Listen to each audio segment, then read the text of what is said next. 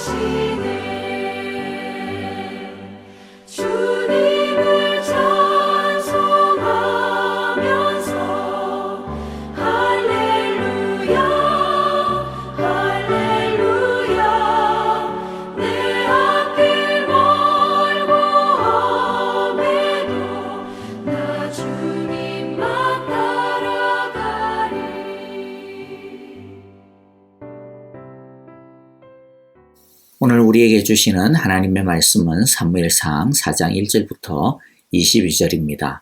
오늘도 좀 길기 때문에 영상으로 우리 함께 서로 성경 통독하겠습니다. 한 절씩 교독하겠습니다. 사무엘의 말이 온 이스라엘에 전파되니라. 이스라엘은 나가서 블레셋 사람들과 싸우려고 에베넷을 곁에 진치고 블레셋 사람들은 아벡에 진쳤더니 블레셋 사람들이 이스라엘에 대하여 전열을 벌이니라. 그 둘이 싸우다가 이스라엘 블레셋 사람들 앞에서 패하여 그들에게 전쟁에서 죽임을 당한 군사가 4,000명가량이라. 백성이 진영으로 돌아오매 이스라엘 장로들이 이르되 여호와께서 어찌하여 우리에게 오늘 블레셋 사람들 앞에 패하게 하셨는고 여호와의 언약궤를 실로에서 우리에게로 가져다가 우리 중에 있게 하여 그것으로 우리를 우리 원수들의 손에서 구원하게 하자. 하니 이에 백성이 실로의 사람을 보내어 그룹 사이에 계신 만군의 여호와의 언약궤를 거기서 가져왔고 엘리의 두 아들 홈니와 비느하스는 하나님의 언약궤와 함께 거기에 있었더라.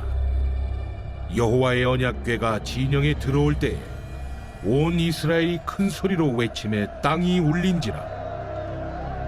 블레셋 사람이 그 외치는 소리를 듣고 이르되 히브리 진영에서 큰 소리로 외치면 어찌 됨이냐? 하다가 여호와의 궤가 진영에 들어온 줄을 깨달은지라. 블레셋 사람이 두려워하여 이르되 신이 진영에 이르렀도다. 우리에게 화로다. 전날에는 이런 일이 없었도다. 우리에게 화로다. 누가 우리를 이 능한 신들의 손에서 건지리요? 그들은 광야에서 여러 가지 재앙으로 애굽인을 친 신들이니라. 너희 블레셋 사람들아, 강하게 되며 대장부가 되라. 너희가 히브리 사람의 종이 되기를 그들이 너희의 종이 되었던 것 같이 되지 말고 대장부같이 되어 싸우라. 하고 블레셋 사람들이 쳤더니 이스라엘이 패하여 각기 장막으로 도망하였고 살육이 심히 커서 이스라엘 보병에 엎드러진 자가 3만 명이었으며 하나님의 궤는 빼앗겼고 엘리의 두 아들 홈니와 비느하스는 죽임을 당하였더라. 당일에 어떤 베냐민 사람이 진영에서 달려나와 자기의 옷을 찢고 자기의 머리에 티끌을 덮어쓰고 실로에 이르니라. 그가 이를 때는 엘리가 길 옆 자기의 의자에 앉아 기다리며 그의 마음이 하나님의 궤로 말미암아 떨릴 즈음이라. 그 사람이 성읍에 들어오며 알림에 온 성읍이 부르짖는지라. 엘리가 그 부르짖는 소리를 듣고 이르되 이 떠드는 소리는 어찌 됨이냐? 그 사람이 빨리 가서 엘리에게 말하니 그때 엘리의 나이가 98세라. 그의 눈이 어두워서 보지 못하더라. 그 사람이 엘리에게 말하되 나는 진중에서 나온 자라. 내가 오늘 진중에서 도망하여 왔나이다. 내 아들아, 일이 어떻게 되었느냐? 이스라엘이 블레셋 사람들 앞에서 도망하였고 백성 중에는 큰 사륙이 있었고 당신의 두 아들 홈니와 비느하스도 죽임을 당하였고 하나님의 궤는 빼앗겼나이다. 하나님의 궤를 말할 때 엘리가 자기 의자에서 뒤로 넘어져 문 곁에서 목이 부러져 죽었으니 나이가 많고 비대한 까닭이라. 그가 이스라엘의 사사가 된 지 40년이었더라. 그의 며느리인 비느하스의 아내가 임신하여 해산 때가 가까웠더니 하나님의 궤를 빼앗긴 것과 그의 시아버지와 남편이 죽은 소식을 듣고 갑자기 아파서 몸을 굽으려 해산하고 죽어갈 때 곁에 서 있던 여인들이 그에게 이르되 두려워하지 말라. 내가 아들을 낳았다. 하되 그가 대답하지도 아니하며 관념하지도 아니하고 이르기를 영광이 이스라엘에서 떠났다. 하고 아이 이름을 이가봇이라 하였으니 하나님의 궤가 빼앗겼고 그의 시아버지와 남편이 죽었기 때문이며 또 이르기를 하나님의 궤를 빼앗겼으므로 영광이 이스라엘에서 떠났다. 하였더라. 자, 이제 오늘 말씀을 통해서 우리에게 주시는 은혜와 교훈을 함께 나누어 보도록 하겠습니다. 1절에 보면 사무엘이 말을 하면 온 이스라엘이 귀를 기울였다라고 합니다. 3장 20절에서도 단에서 브엘세바까지 온 이스라엘은 사무엘이 주님께서 세우신 예언자임을 알게 되었다라고 말씀하고 있죠. 분명히 사무엘이 떠오르는 그러한 샛별이었습니다. 하지만 아직 완전한 세대 교체가 이루어진 것은 아닙니다. 사무엘이 예언자인 것은 분명히 맞지만 사람들이 굉장히 주목하고는 있지만 그러나 성소의 권력은 여전히 엘리와 그 집안이 가지고 있었습니다. 그런데 엘리와 그 집안이 한순간에 몰락해버리고 마는 사건이 일어나게 됩니다. 블레셋과의 전쟁이 벌어지게 된 것입니다. 2절 보면 블레셋 사람이 전열을 갖추고 이스라엘 사람을 치자 치열한 싸움이 벌어졌다. 이스라엘은 이 싸움에서 블레셋에게 졌고 그 벌판에서 죽은 이스라엘 사람은 4,000명쯤 되었다. 전황은 굉장히 급박하게 또 안 좋게 돌아가고 있었습니다. 이 위기의 순간에 원래 정상적이라면 하나님의 예언자 또는 사사를 찾아서 하나님의 말씀을 듣는 것이 정상적인 그러한 수순입니다. 그러니까 정상적으로 하면 예언자로 인정받고 있는 사무엘에게 와서 하나님의 뜻과 길을 구해야 했습니다. 그런데 이스라엘 사람들은 사무엘을 찾지 않습니다. 다른 것을 찾습니다. 뭘 찾았죠? 3절에 보니까 이스라엘의 패잔병들이 진으로 돌아왔을 때에 장로들이 말하였다. 주님께서 오늘 우리가 블레셋 사람에게 지도록 하신 까닭이 무엇이겠느냐? 실로에 가서 주님의 언약궤를 우리에게로 모셔다가 우리 한가운데에 있게 하여 우리를 원수의 손에서 구하여 주시도록 하자. 뭘 찾았어요? 언약궤죠. 언약궤를 가져오면 하나님이 자동으로 따라오시니까 그러면 우리 전쟁에서 이길 것 같다. 이게 이들의 생각이거든요. 자, 어떻습니까? 이들의 생각이 옳아 보입니까? 신앙이 있어 보입니까? 자, 이들의 신앙은 인격적인 하나님의 신앙과는 거리가 멉니다. 이들은 하나님이 언약궤라고 하는 물건에 매여 있다고 잘못 생각했습니다. 언약궤가 거룩하니까 하나님이 언약궤를 보호해 주실 거다 그렇게 생각한 거죠. 그런데 하나님 신앙은 어떤 물건이나 장소나 그런 것에 매여 있는 것이 아닙니다. 언약궤가 거룩한 이유가 무엇입니까? 성소가 거룩한 이유가 무엇입니까? 언약궤나 성소 그 자체가 특별하거나 거룩해서가 아닙니다. 그것들이 특별하고 거룩한 이유는 하나님이 그것을 구별하셨기 때문입니다. 이 차이를 분명히 아셔야 합니다. 언약궤나 성소가 특별하고 거룩하기 때문에 하나님이 그것을 또 그 장소를 거룩하게 하신 것이 아니라 사실 그것들은 다른 것과 똑같은데 하나님이 그것을 특별하고 거룩하게 구별해 주셨기 때문에 거룩하다는 것입니다. 핵심이 뭐죠? 하나님과의 관계입니다. 하나님입니다. 그런데 이들은 언약궤가 거룩하니까 언약궤가 가는 곳이면 무조건 하나님이 함께 하실 것이고 하나님이 도와주실 것이다 하고 언약궤를 앞세우고 있는 것입니다. 하지만 예를 들어 볼게요. 요수아와 아이성 사이의 아이성의 전투의 예를 한번 들어보겠습니다. 요수아가 가나안 땅에서 처음 치른 여리고와의 전쟁에서 자신들은 손 하나 갖다 하지 않았는데 그냥 하나님이 하라는 대로 여리고성을 돌기만 했는데 여리고성이 무너져버리는 엄청난 대승을 거두었습니다. 그 기사와 여파를 몰아가지고 여리고보다도 훨씬 작고 보잘것없는 아이라고 하는 성을 공격했습니다. 그런데 결과는 삽시간에 패배하여 도망치기에 급급했습니다. 이런 패배를 당하고 여호수아는 어떻게 했습니까? 지금 이스라엘 백성들하고 모습이 비슷하죠? 그런데 똑같은 패배를 당하고 여호수아는 어떻게 했습니까? 여호수아 7장 6절에 보니까 여호수아는 슬퍼하면서 옷을 찢고 주님의 궤 앞에서 얼굴을 땅에 대고 엎드려서 저녁 때까지 있었다. 이스라엘의 장로들도 그를 따라 슬픔에 젖어 머리에 먼지를 뒤집어 썼다.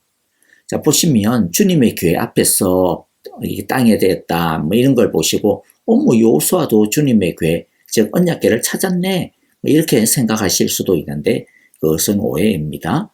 여기서 주님의 궤 앞에서라고 하는 말은 언약궤를 붙들었다 뭐 이런 것이 아니고요. 언약궤가 있는 그 성막 앞으로 나아갔다라는 겁니다. 그 앞에 가서 뭐 했습니까? 주님께 엎드려 슬퍼하고 옷을 찢고 먼지를 뒤집어 쓴 것이죠. 이것은 회개의 표현입니다. 그리고 하나님께 하소연하는 거죠. 그래서 7절에 보니까 여호수아가 아뢰었다. 주 하나님이여 이렇게 아뢰었다라는 거죠. 그러니까 무슨 문제가 있으면 하나님께 아뢰고 하나님 앞에서 회개하면서 자신을 돌아보고 또 하나님의 뜻이 무엇인지 하나님의 말씀이 무엇인지 하나님의 음성을 들으려고 하는 것이 정상적인 바로 여호와 신앙인 것이죠. 그런데 지금 이스라엘 백성은 뭐합니까? 하나님의 말씀 같은 것에는 아예 관심이 없어요. 하나님의 말씀을 들으려면 누굴 찾아가야 합니까? 사무엘을 찾아갔어야죠. 그래서 하나님께 왜 우리가 이렇게 엄청난 패배를 당했는지 그 이유가 뭐고 또 어떻게 해야 하는지 하나님의 대답을 구해야 했습니다. 그러나 이들은 하나님의 말씀이 아니라 그냥 언약궤를 찾기에 급했습니다. 여기에 이들의 신앙에 심각한 문제점이 드러나고 있는 것이죠. 여러분 꼭 기억하셔야 할 것이 있는데 우리의 신앙의 중심은 하나님과의 인격적인 관계입니다. 무슨 말씀이냐면 우리가 하나님을 믿는다라고 하는 것, 그게 전부가 아니라는 것입니다. 중요한 것은 그 믿음이 살아있어야죠. 믿는다, 사랑한다, 말만 하는 선은 고백은 사실 아무것도 아닙니다. 중요한 것은 하나님과의 관계가 살아있어야 된다. 하나님과의 관계가 친밀해야 된다. 하나님과 인격적인 실질적인 나눔, 사랑의 교통이 있어야 된다라는 것입니다. 하나님과의 관계가 살아있지 않는 언약궤는 그냥 나무 상자에 불과할 뿐입니다.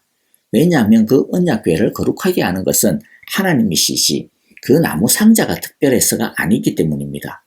오늘날에도 보면 무슨 일이 생기면 습관적으로 주기도문을 외우거나 십자가 목걸이를 찾거나 또는 아니면 성경을 찾아가지고 막 그걸 막 부둥켜 안거나 그러는 경우들도 있기도 한데요.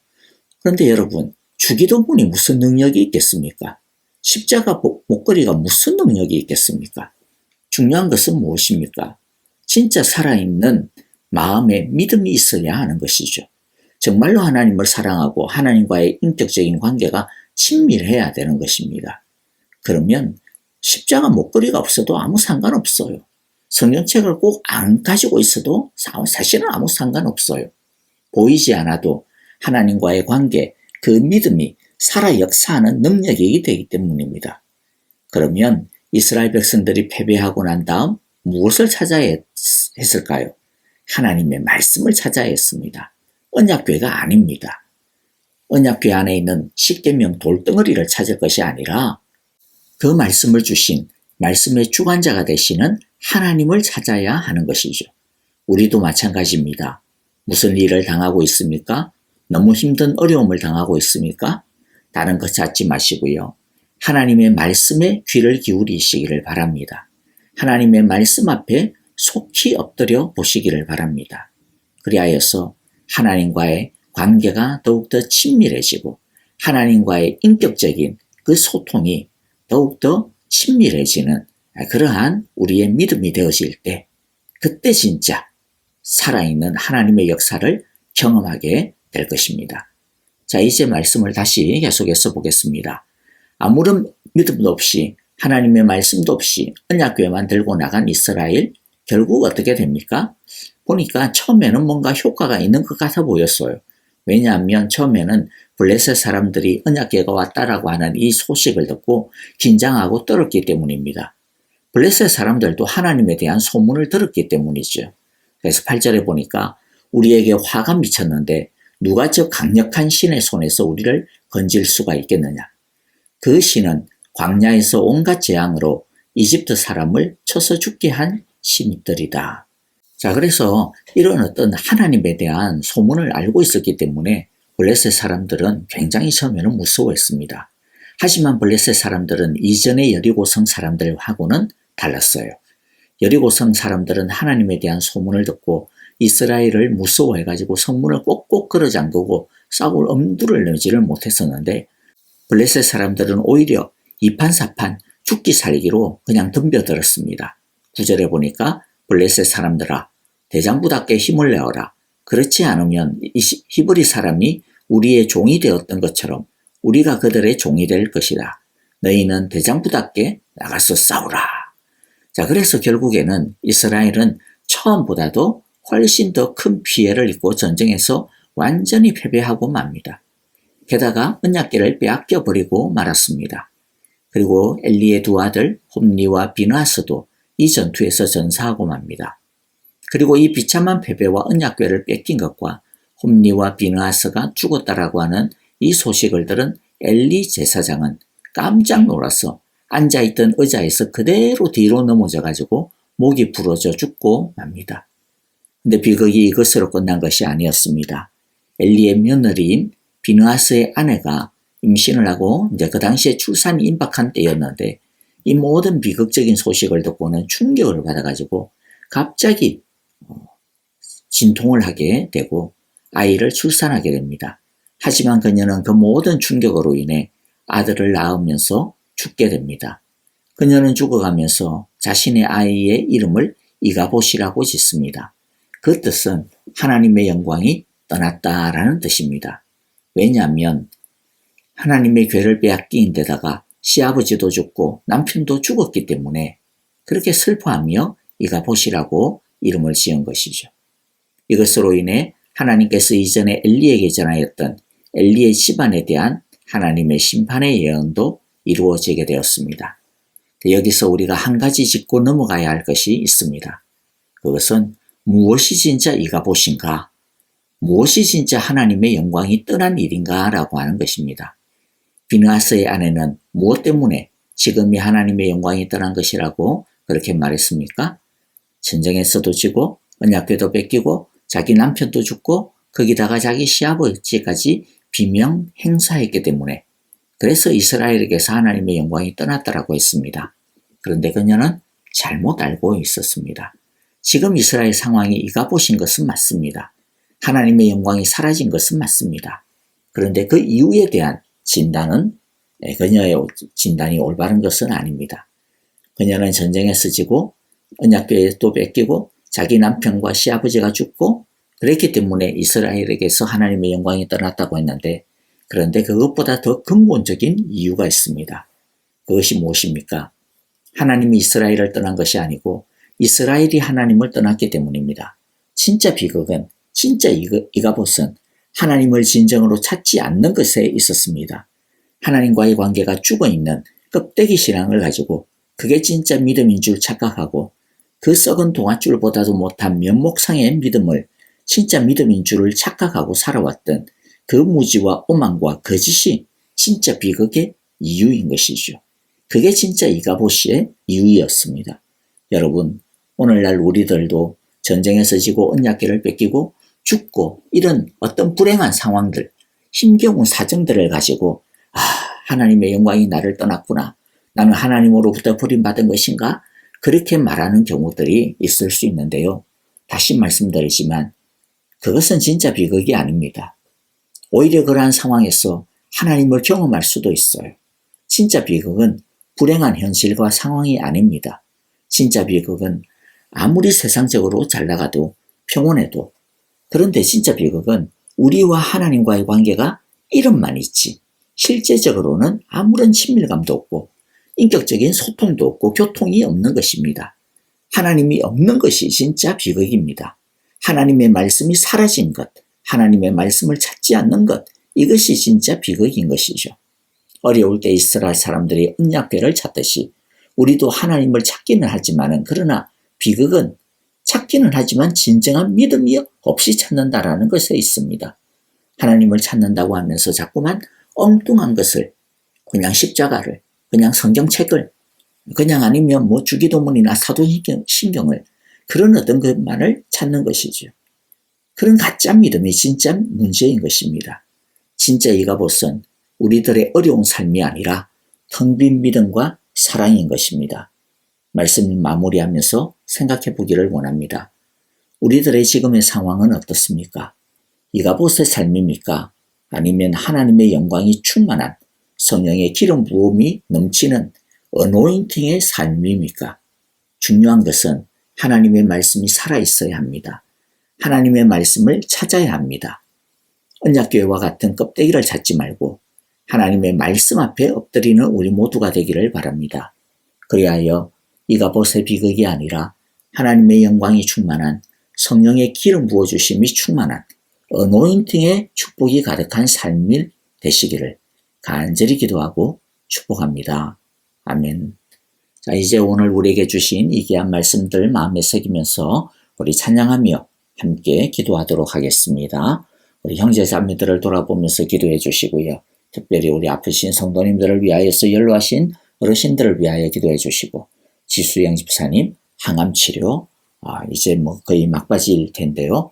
여러분들 끝까지 잘 받고 또 그 치료의 결과가 정말로 선할 수 있도록 하나님께서 깨끗하게 치료해 주시도록 우리 함께 기도해 주시기를 간절히 바랍니다.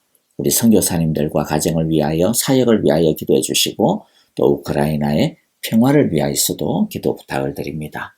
자, 이제 우리 함께 찬양 드리며 기도하겠습니다.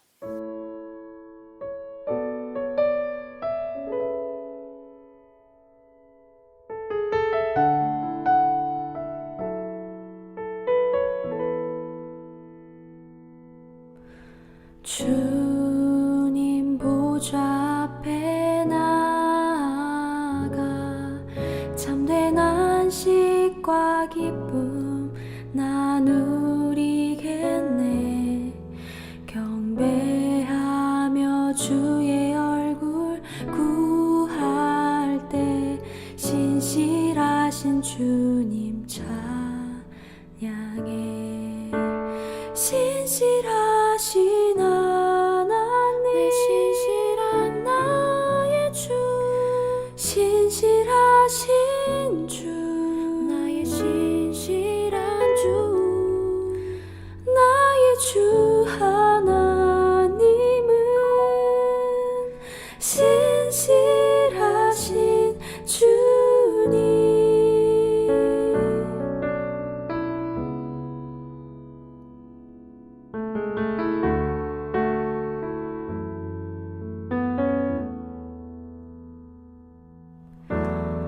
기도 들으시는 하나님, 폭풍 속에 내 등불 내 노래시라.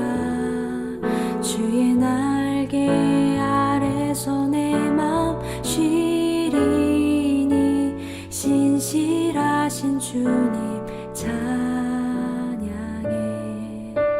신실하신 하나님,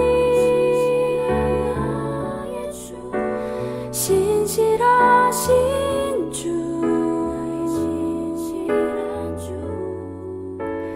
나의 주 하나님은 신실하신 주님. 신실하신 하나님, 신실하신 주, 나의 주 하나님은 신실하신 주님.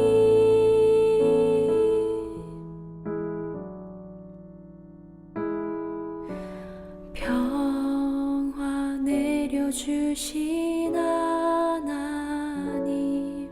나로 고통받는 자를 위로하게 하소서.